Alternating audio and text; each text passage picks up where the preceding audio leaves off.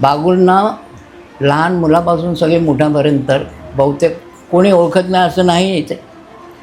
आणि दुसरी एक विशेष गोष्ट म्हणजे ही अशी की वर्षा कॉम्प्लेक्स किंवा आणखी इतर कुठे पण जिथे जिथे आहेत तर बागुल जवळजवळ 90% लोकांना माझ्या मते तरी ते नावानिशी ओळखतात. आता मी जेव्हापासून पाहतो आहे तर ते म्हणजे अशी मोकळे निवांत अगदी बिंदास कुठेतरी फिरतायत, टाईमपास करतायत असं मी त्यांना अजूनपर्यंत मी इथे 2002ला आलो मी, त्यांच्यानंतर जेव्हा पण नाही झाली ती, तर त्यांना असं मोकळं फिरताना मी त्यांना कधीच पाहिलं नाही. सतत काही ना काहीतरी त्यांच्या मागे ती कामं असतात.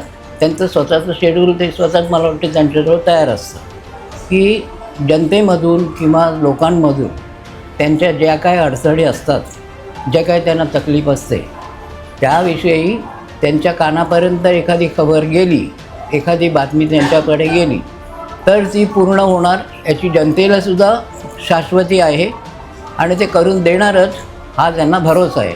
त्याच्यासाठी जनता एवढी सगळी जी काही पब्लिक आहे ती बिनधास्तपणे म्हणजे आपल्या घरचा माणूस आहे असं समजून ते आपला कंप्लेंट त्यांच्यासमोर मांडत असतात. 20 तारखेला आता जे काही आपलं मतदान होणार आहे त्यामध्ये धनुष्यबाणाच्या निशाणी आणि त्यात 3 नंबर, 5 नंबर आणि 8 नंबर या तिन्ही नंबरना भरघोस मताने त्यांना विजयी करा असं मी माझ्यातर्फे आणि बागुलांच्यातर्फे तुम्हा सर्वांना विनंती करतो.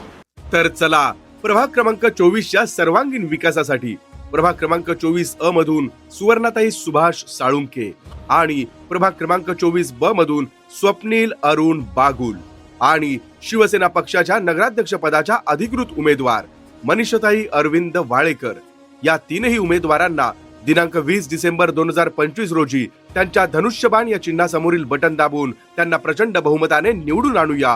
कारण शिवसेना हाच ध्यास, 24 तास प्रभागाचा विकास.